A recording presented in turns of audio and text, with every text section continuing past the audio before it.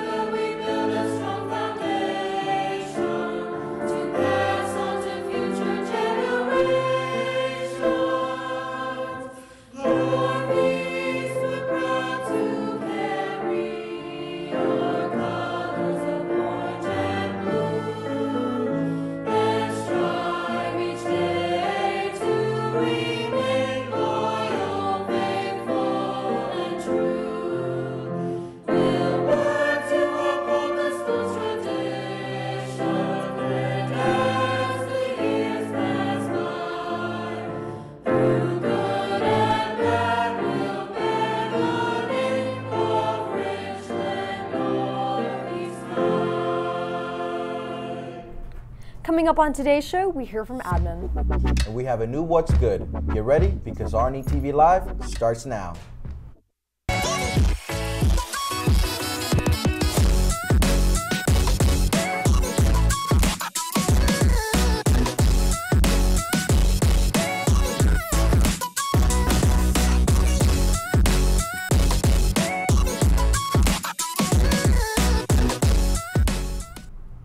Good morning, Cavs. Today is Thursday, April 27th, 2023. I'm Zoe B. Kraft. And I'm Evan Kano. Today is National Gummy Bear Day. We are starting today's show off with some important information from the administration with Mrs. Fowler. Good morning, Cavaliers. This is Mrs. Fowler. I wanted to come on the morning news show today just to talk about the end of the year process. We are about to enter May, and as most of you know, May, there's a ton of testing. It's the final push for Q4 and wrapping up the year and getting ready for next year. At this point, all of you should have met with your school counselors to talk about your courses for next year. And I just want to make sure that everyone is aware of the criteria for moving to the next grade level next year. Seniors, you're done. June 1st, 4 p.m., we're going to be at the Colonial Life Arena together celebrating you and your accomplishments. 11th graders, in order to be considered a senior next year, you need to have 3 credits of English, 3 credits of math, and 17 credits total. If you don't have that, you will not be considered a senior next year. Sophomores, in order to be considered a junior next year, you need to have 2 math classes completed, 2 English classes completed, and 11 credits total. And freshmen, in order to be considered a 10th grader next year, you need to have a math class completed, an English class completed, and 5 credits total. If you guys do not have those appropriate number of credits and English and math courses, you will remain the same grade level you are now. Juniors, you will not have senior privileges as a senior if you don't have the appropriate number of credits, if you don't have 12th grade, the actual 12th grade in Power School and on your school ID, and if you are not college and career certified. And in order to get those off-campus privileges for lunch right away, you need to make sure you have that information. Those of you who are in end-of-course classes, so that's biology, intermediate algebra, algebra 1, English 2, and U.S. history, that exam, that's a state exam. Those will be for biology, algebra, and English. Those will be during the week of May 15th. And for U.S. history, your EOC will be during the finals window for underclassmen, which starts on May 22nd.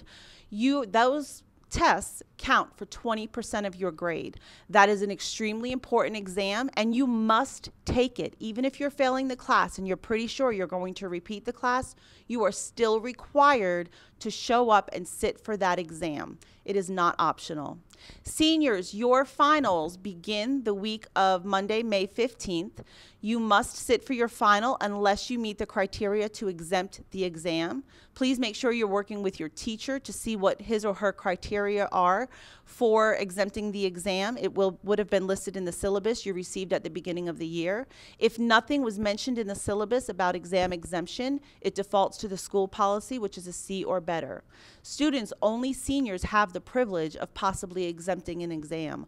All underclassmen must sit for the exam. In addition to talking about the end of the year procedures, because there's pretty much testing every day, starting on Friday, our IB, International Baccalaureate exams start on Friday, and our AP exams begin on Monday. We will not have bells for most of the month, so it will be very important that everyone pays attention to the schedule and to the times listed in your teacher's classrooms. And as a reminder, only the teacher dismisses the students. You don't get to just walk out of the class when you feel like your clock might have turned a second before the teachers. Every student is expected to be sitting in his or her classroom every day until the very end of school, which is on that Friday, June 2nd. Seniors, if you are complete and graduation has happened, you may not wander around campus. If you show up to campus, you will be required to sit in your teacher's classroom. And attendance will be taken for every student through the last day of school. We are legally required to account for every student who is in our building every single day. If something in regards to safety occurs, we need to be able to pull those rosters to account for who's on campus at any given time. And then lastly, please make sure that you are coming to your class. Attendance does count. We have a state requirement for seat time. You must have been present for the minimum of 120 hours for each of your classes. If you did not meet that criteria, you will have failures due to attendance, and you will have to make up time. And again, there's only a certain amount of time you're allowed to make up. And I hate to see a student who might have passed the class academically, but has a failure due to attendance when all you had to do was show up or turn in the appropriate documentation for why you were absent. Students, you are not out for the count yet.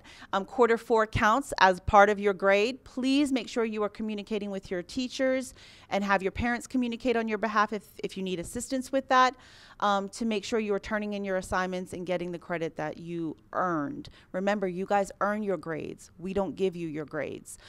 As we get through the end of the year, we will have some fun festivities, but it is very serious this time of May. We need you to be on your P's and Q's. We need you to be following school rules and expectations and taking your academics the most seriously. I hope you all have a great day, and thank you for your time. Thanks, Mrs. Fowler. In our top stories, this man is apparently a fan of singer Billie Eilish, and he had a message for the singer that he took to the top of a television tower in California. The man climbed the 162-foot-tall KTLA tower in Hollywood on Tuesday. He held up a sign that read "Free Billie Eilish" and played a guitar. No one knows what the man feels Billie Eilish needs to be freed from. The 21-year-old singer is not in custody of the law enforcement or facing any criminal charges. Authorities shut down Sunset Boulevard as they tried to convince the man to safely come down. It's official. President Joe Biden is seeking a second term in the White House. On Tuesday, Biden released a video in which he said the fight for the nation's soul is not complete. Something else is not complete: a resolution to the country's looming debt ceiling. John Lauren reports. President Joe Biden's fourth and final White House bid is underway. The question we're facing is whether in the years ahead we have more freedom or less freedom, more rights or fewer. I know what I want the answer to be, and I think you do too. A source familiar with Biden's plan says TV ads will start airing Wednesday in key battleground states, including Arizona, Georgia, and Pennsylvania. We made a lot of progress because of all of you, but there's more to do. While Biden received a warm reception in his first public remarks as a 2024 candidate from union allies in Washington, he's got a 41% approval rating in April from a CNN poll, which is the second lowest among all presidents at the same time in their respective administrations in 7 decades.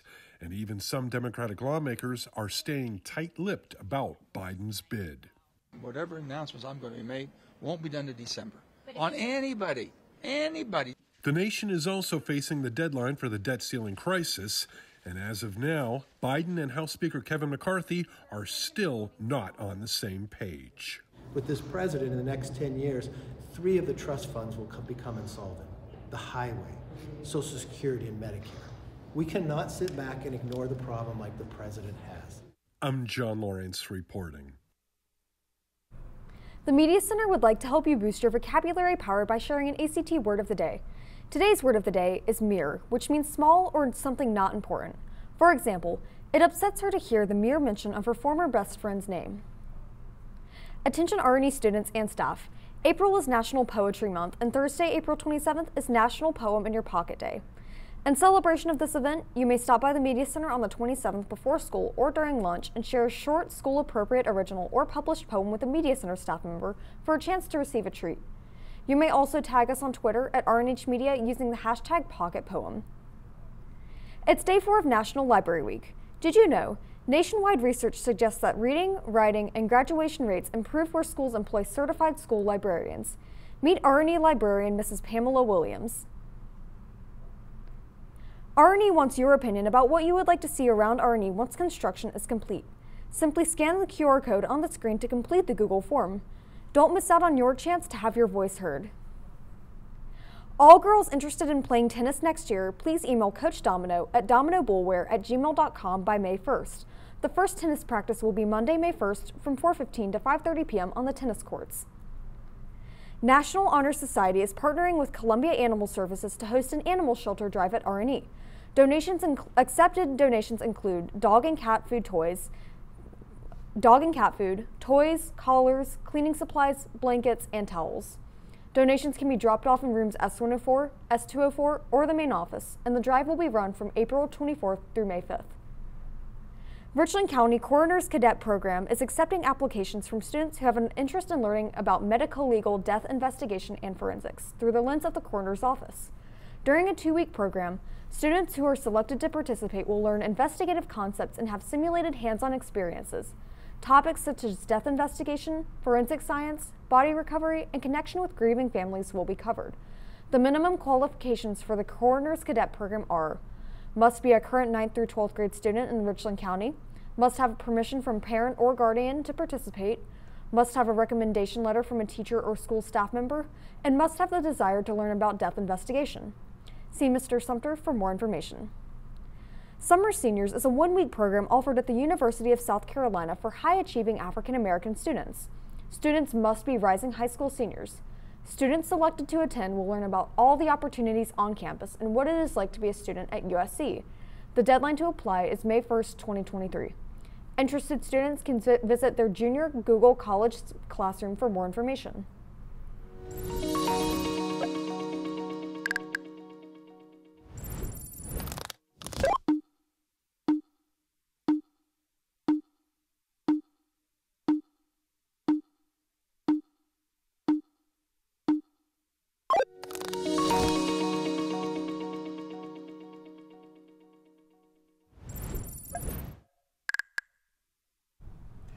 Model UN and RNE is starting back up next year.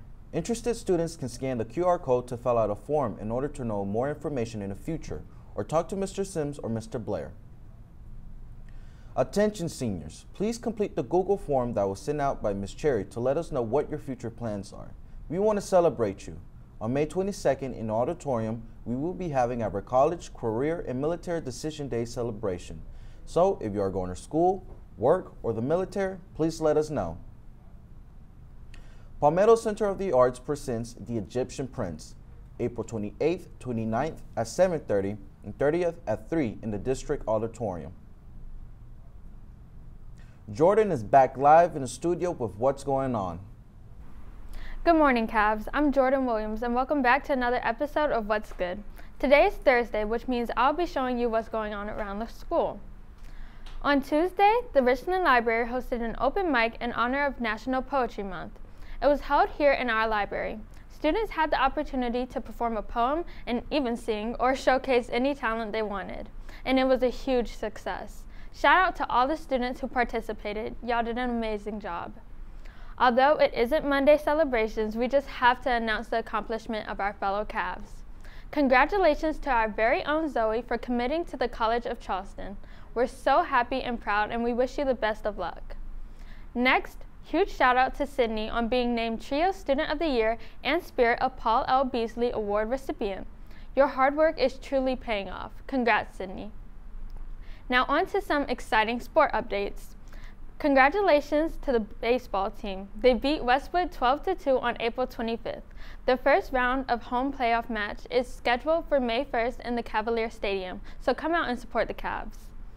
And for our last announcement for today, on Monday, a representative from the Columbia Holocaust Education Commission visited Miss Raymond's class and shared a beautiful story on her grandmother's long escape from the Nazis. This sounds like a pretty cool experience. Well, that's all I have for y'all today. If you'd like to be featured on an episode of What's Good, tweet at RNE-Saber on Twitter and use the hashtag What'sGoodRNE. We will be back tomorrow for Interactive Friday. Reporting for RNE-TV Live, I'm Jordan Williams. Now back to the anchors. Thanks, Jordan. Reporting for RNE-TV Live, I'm Evan Kano. And I'm Zoe Beecraft. Remember, it's a great day to be a Cavalier.